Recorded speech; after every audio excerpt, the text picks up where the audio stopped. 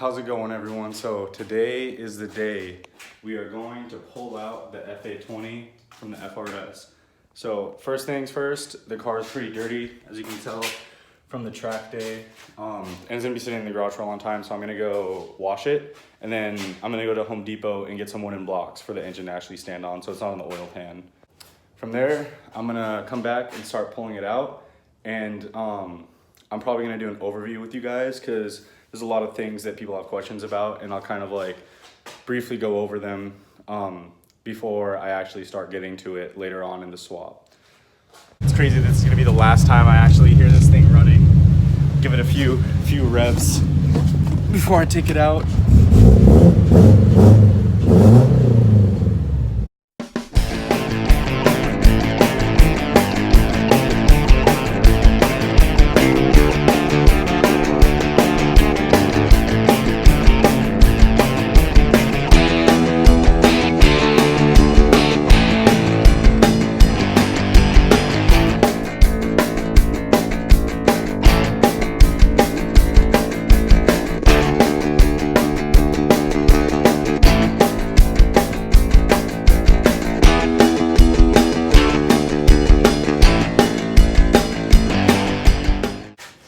So the plan of attack for this is to basically take off the whole core support and pretty much the front bumper, everything right here, leave some room.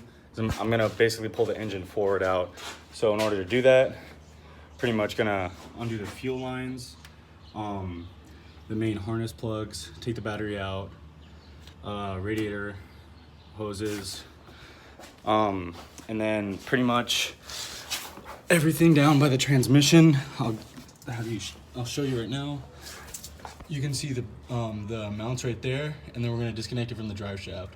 Also, I'm gonna pretty much take this whole front end of the exhaust off to make it a little bit easier. So I'm probably just gonna time lapse most of this because it's gonna be a lot of work, but I'll stop if there's something I get stuck on so I can show you guys how to do it.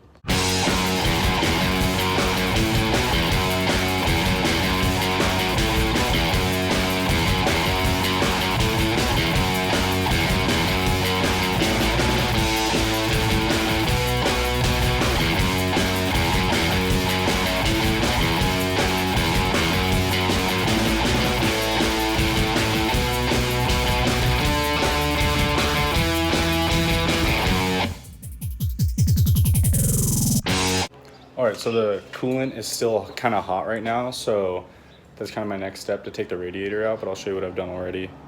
So I've taken the hood off, pretty much the bumper, my dash bar. I started undoing the main harness. Taking this thing off is kind of weird at first. It's basically just held on by this latch, so you just kind of pull the latch back and it comes off. I got the battery out, intake off. And that's pretty, and then the slave cylinder is off the transmission. So it's pretty much almost disconnected from the car besides the radiator hoses. But for right now, I'm pretty much gonna go eat lunch and then come back, and hopefully then the engine will be cold enough to be able to take everything off. All right, so back in the garage. So I didn't eat for that long. I just wanted to get back to it and keep working. So I'm just gonna actually start by taking the shifter out and getting the transmission fully unbolted. Also, another thing, I'm not going that into detail on how to actually take the engine out. There's a lot of people who have done it, and there's a lot of videos on it. So I'm just kind of taking it out and doing time lapses and stuff. So if you guys have questions, just go ahead and like message me or comment in the video, and I'll let you know or I'll try to answer whatever like specific question you have. But once I actually start getting the engine in and the actual like swap, like the LS swap starts happening, that's when I'm gonna go into a lot more detail and kind of talk about like all the issues that people have and how to fix them and make it easy for yourself. All right, let's get back to work.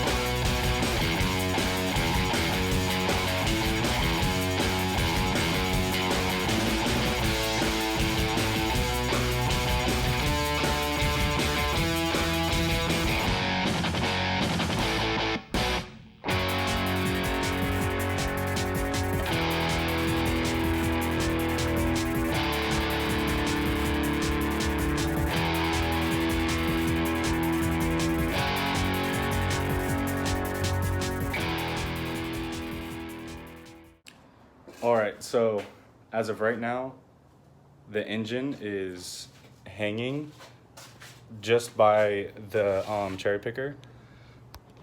So as you can see there, it's completely off. So the last thing that I need to do is get some help to basically push the shifter down, where the shifter mounts down, so I can clear out of the transmission tunnel and pull the engine out. I just can't do it at the same time. So once I do that, the engine is going to be out of the car. A couple other things, while pulling them out, there are these like little clips that you apparently need a special tool for to take the fuel lines off. I just cut them. You guys will probably give me shit for that, but the way I'm gonna use this is I'm just gonna basically tether this onto the fuel line, or on the hard line that's on the LS manifold. So I would have had to do something like this anyway. All right, so I haven't talked about the engine too much, the one I got, so I'm gonna do a quick overview about everything that I have. I posted some stuff on Instagram about it, but I'll show you exactly what I have going on right now. Iron block out of a truck. It came with heads, intake manifolds, ECU, and it's just a bunch of random bolts and like smaller, like miscellaneous things that I'm gonna need. But basically all I've done so far is I cleaned these up. I have heavier springs, new valve seals, new exhaust valves, because the exhaust valves are pitted from rust, or the old ones are. So these turned out really nice. I was going to do a 3-angle valve job on them, but I didn't have time in my automotive class, so it's nice because I can literally just pop these off. I don't lose the timing or anything, and take them in and do it and then bring it back. It's the one thing I like about LS engines. It's the easiest thing to work on. But besides that, I just painted valve covers, and I'm gonna have new rocker arms for this that are gonna be a higher ratio, so I'll get a little bit more lift on the actual valve. And then besides all this, I have an LS3 cam and a new oil pump that I'm gonna be putting on. I haven't put it in here yet just because like there's no way I'm gonna be able to get the crank pulley off and to get under the front cover without having the transmission on, or using the starter on the flywheel to actually like lock the engine so I can get that off. So I'm gonna pretty much wait till it's kind of sitting in the car to be able to do all that stuff. All right, so the help is here. I'm gonna pretty much have her just push down the transmission a little bit, and then the engine should just pop right out.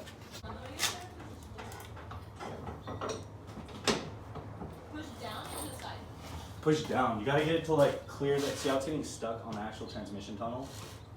You gotta push it.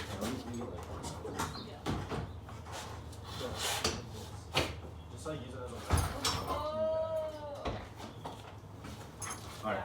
Yeah, I'll just hold it right there. We got it. I just gotta jack it up and it should come out. It's like I gotta go like up and over.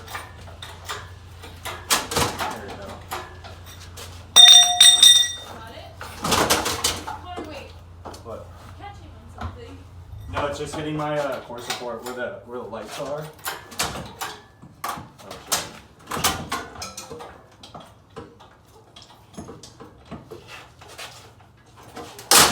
There you go. Oh, there it is. Oh, shit. Oh, no, that's good. I thought it was a wire.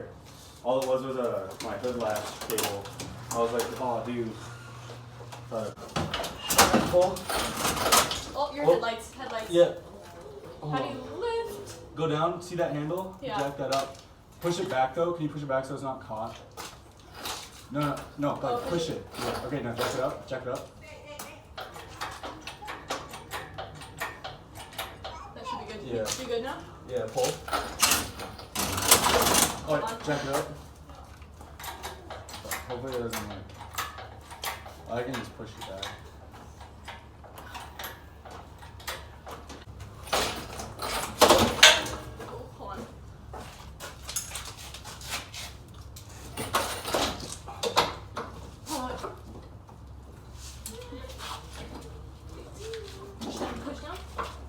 Go.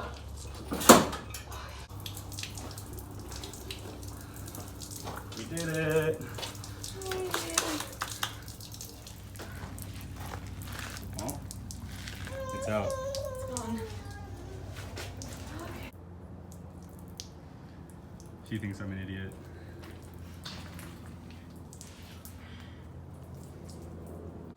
So a quick overview on some of the stuff that people have issues with.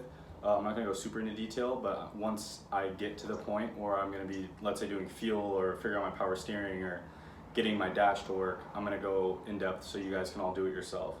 So basically, for fuel, all it's gonna be is what you're gonna do is you're gonna pretty much.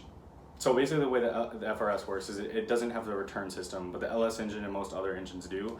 So it modulates the fuel pump to pretty much control how much fuel is sent.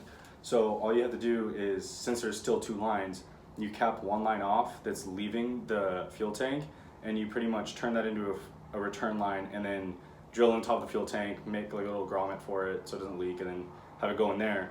And then you just wire the fuel pump to a switch, so it just constant power, so you just flip it on. For power steering, so what I'm gonna do is there's a control module behind the dash, and basically you just have to take it, and there's 2 wires, and if you connect them, the guy from B is for Bill did it, so if you want an example, you can kind of look at his video. He didn't go that in depth of where it is in the actual dash, so I'll show you guys. But you basically just connect those 2 wires and then it's on. It's always on, so you can leave a switch, put a switch between it, so you can turn it on and off. For the dash, wiring up a tack is literally the easiest thing in the world because I have the LS ECU that I'm going to just pair with the FRS ECU. So I'm basically just going to take the wires coming from this, or the signal wires from the ECU, and just put a tack right in front of where the OEM one is, because I want to use the dash still because I want to be able to have the fuel tank levels and everything like that, since I don't have a fuel cell. But otherwise, I'm gonna have like oil temps, coolant temps, and then my tack. I'm just gonna make a bracket and pretty much set it down right in front of everything else. So that's pretty easy. For the transmission, I'm gonna be using a CD09 out of a 350Z, and the issue with that is you have to hammer the tunnel a lot. So I'll also get in to how you're pretty much gonna be able to do that and get it to fit. All right, so that's it. The engine is out. On to putting the LS in. Thank you guys for watching. Make sure to stay tuned because I'm gonna actually start putting the engine in and getting everything together with that, so you'll start learning how to do it yourself. All right, if you enjoyed the video, make sure to like or leave a like and comment if you have any questions. All right, I'll see you guys later.